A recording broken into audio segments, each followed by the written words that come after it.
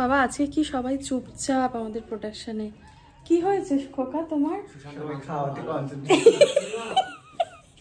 আমরা একটা ব্লগ বানাচ্ছি মাংস খাওয়া। সুশান্তর মাংস নাকি খুব ভালো। এই যে তোমার নাকি পটি হচ্ছিল, তুমি মাংস দেখাও। না না না, আমি খাচ্ছি না, আমি মাখছি। তাই কাটটা ওটু খাওয়ার পর দেখুন হ্যাংলা আমি অনেক দেখেছি, এরকম দেখিনি এই লেভেলে। আচ্ছা তুমি যে ডায়েট করছিলে তুমি কতটা শেষ করে দিয়েছো? পাত্তা দেখো। সুশান্তর মাংস এইটুকু বাকি আছে, এইটুকু। আর এই যে আরেকজন খাচ্ছে, খুবই সুস্বাদু মাংস, এই জন্য কথা নেই, চুপচাপ একদম। ও আচ্ছা, তাহলে আমাকে দেয়নি। যাই হোক, এবার এখানে কারা খাচ্ছে দেখি আমি একটু।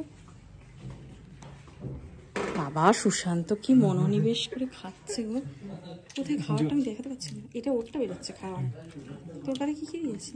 ভালোই দিয়েছি। মা খাওয়ার সময় কথা বলতে বারণ করেছে। বাবা তুমি এসেই গিলতে শুরু করে দিলে তো, প্রোডাকশনের ক্ষতি, শুধু ক্ষতি। সুশান্ত দা তোমারটা একটু দেখাও তো। এই তো ঢেকে রেখেছো কেন? তোমার মাংস সবাই খাচ্ছে নাকি? মাংসের বেশি খেতে হাড়ে গায়ে লাগাতে হবে মাংস। তোমার কোনোদিনও লেগে না? 6 বছরের লাগেনি, আর লাগবে?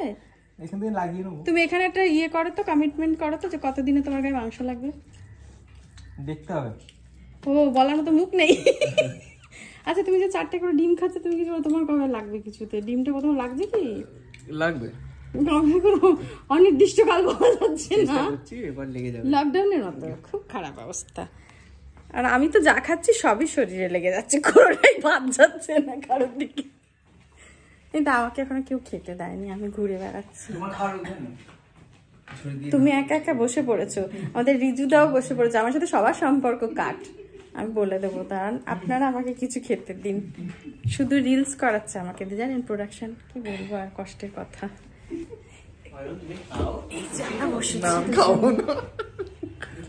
খুশি নাও, বিশাল খুশি।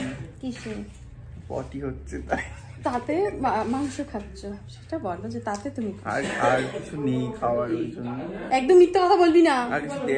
সিদ্ধ ভাত আর আলু দিয়ে মেখে তো খাওয়া যায়, এরকম বদমাইশ। ওটা খাই না, ওটা পছন্দ নয়। ও তাহলে পছন্দ অনুযায়ী খাও।